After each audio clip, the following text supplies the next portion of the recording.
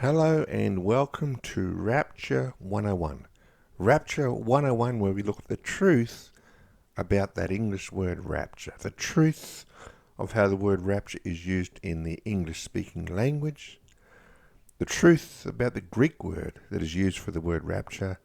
And of course, the truth about how the word rapture or harpazo is used in Scripture.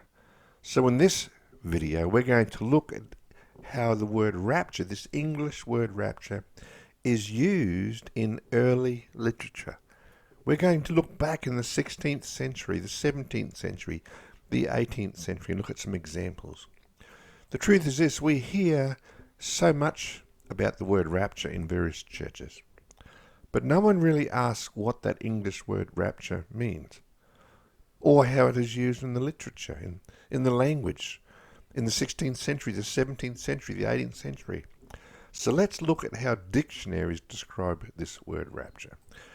Dictionary.com describes it this way: rapture is an ecstatic joy or delight, a joyful ecstasy. So it's a person that is absolutely filled with joy and delight. They are ecstatic. Their emotions have changed from a person who is very calm to this person that is in sheer delight, joyful ecstasy. They have been transported to another place in their emotions. Number two, often raptures an utterance or an expression of ecstatic delight. So we know that when people become very ecstatic with their joy, sometimes they get so filled with joy, they start to go off and talk about many different things. The carrying of a person to another place or a sphere of existence.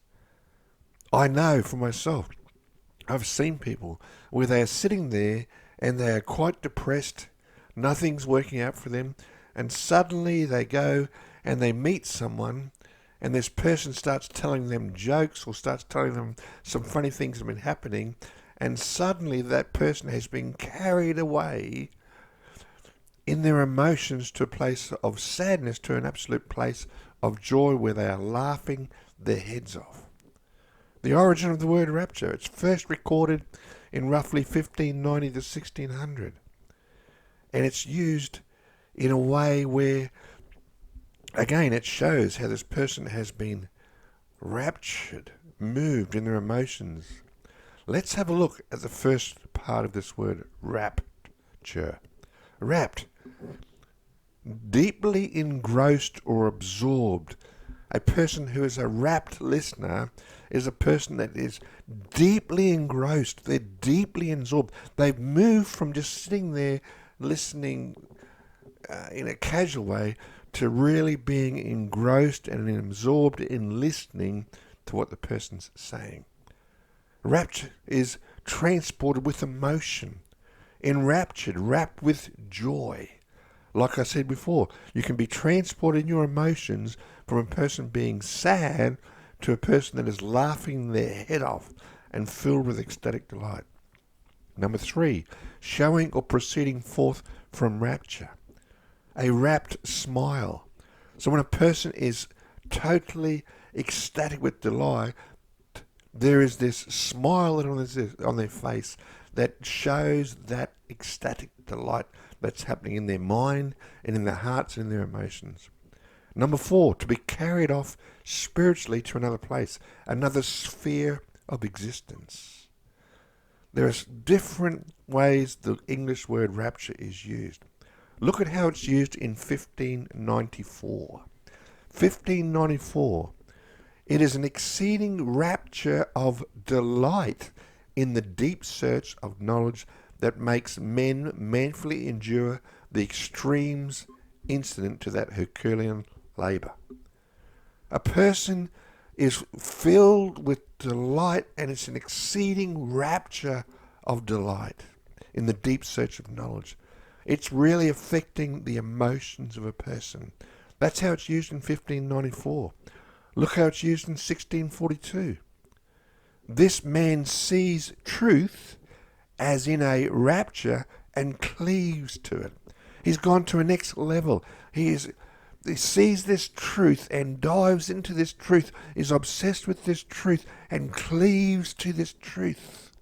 It grips hold of you and moves you from a place of having no faith to having faith, to having no truth and having truth. It is used in the English language, this English word rapture. Look how it's used in 1744, Wesley and Wesley, to do with psalms and hymns. If aught can there enhance their bliss or raise their raptures higher. I don't know about you, but I've been in a church where people have come in and there's no laughing, there's no excitement, there's no rejoicing. There is just this mellowness that's there, and suddenly the music begins, the praise and worship begins, and suddenly these people are moved in their emotions, in their spirit, in their minds, in their hearts, and they start to sing joyfully, they start to sing loudly, and with bliss they raise their raptures higher. It is being moved in our emotions. A rejoicing is taking place, being moved to another level in our way that we experience God. Look at how it's used in 1762. He is instantly in raptures at so great an improvement. A person can be instantly in raptures. This person is, their emotions have suddenly changed, and there is this excitement that is there. There is this joy that is there. There is this ecstatic joy that comes out. Here are a few more examples. 1595. Near bought so dear the rapture of fair Helen, that fear which her late violent rapture cast upon her. 1612. Great bitterness and affliction as hers was after the rapture of her children, or the rapture of her child. 1615. My woman servants dragged about my house to lust and rapture. 1632. Lo, I the man that will upon thy life revenge, said he, the rapture of my wife. It can be used in the seizing of your emotions. It can be used in the seizing of a person and moving a person. The more we read the early literature and we see how the word rapture is used, we see that it means to be moved from one location to another. We can be moved in our emotions from sadness to joy. We can be moved in our feelings. We can be moved in our senses. We can be moved bodily, and we can be moved spiritually. In 1766, the dictionary states it as this. It glosses rapture as ecstasy, as transport, as violence of any pleasing passion. To ravish, to put in ecstasy, a trance, transporting, a violence of pleasing passion, to be transported. There are so many different ways the English word is used in the English. This English word rapture is used in the English language. Some can be positive, some can be negative. Let's have another look at the word rapture. In the Longman Dictionary of Contemporary English, rapture is used in this way. Elizabeth listened with rapture to everyday incidents of family life. She was caught up in the emotions. She's listening with rapture. There is something taking place. I will say that in certain scenes of a revelatory rapture, Updike has really been better. Never had he known such rapture. Rather than feeling uncomfortable in his clothing, a kind of congenial rapture spread through me. Being moved in your emotions, being moved in your feelings, being moved in your senses.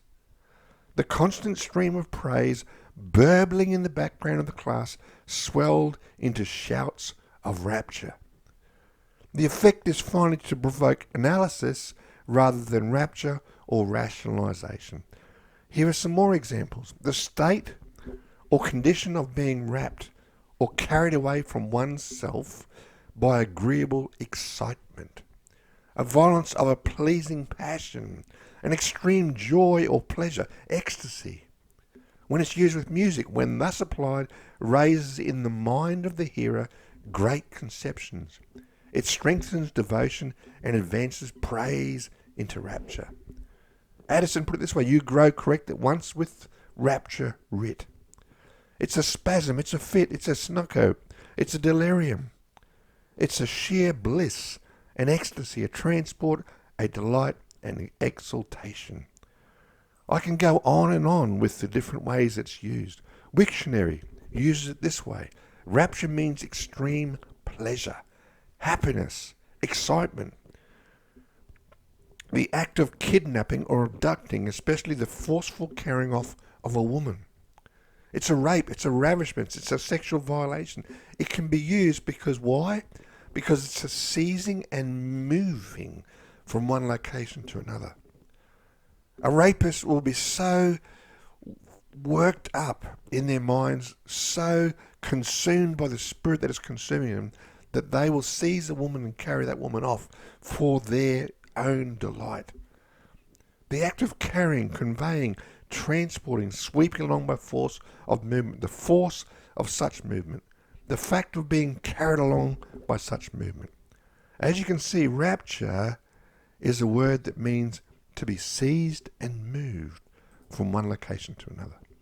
WordNet puts it this way: rapture, a state of being carried away by overwhelming emotion.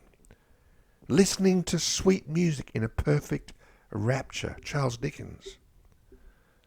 It's a state of elated bliss.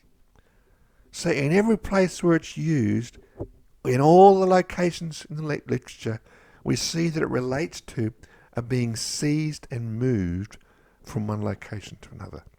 The truth is this, that the English word rapture means to be seized and moved from one location to another. It can happen spiritually, it can happen bodily, it can happen in our minds, it can happen in our emotions, it can happen in our expressions. We can be seized and moved from sadness to sheer joy, where we are in absolute rapture, laughing our heads off, sheer joy. It can be being seized and moved from the earth up into the air, as what will happen after the resurrection. So I do hope now that you have a better understanding of what this English word rapture is. We're going to look at other places where this word rapture is used later on in this series. But for now, I just want you to know that the word rapture means to be seized and to be moved from one location to another. It can be physical, spiritual, bodily, in our minds, in our emotions, in our expressions, in our feelings, in so many different ways. The focus is on being seized and moved from one location to another. That's why Paul said to the church that when Jesus comes, the resurrection will take place, and then together we will all be raptured from this earth and will be raptured up into the clouds to meet Jesus in the air. Rapture means to be seized and moved from one location to another, from the earth up into the clouds to meet Jesus in the air. That's how the English word rapture is used. So I hope this has shed some light on it. I hope you've enjoyed this video. Please share it with others. Thank you.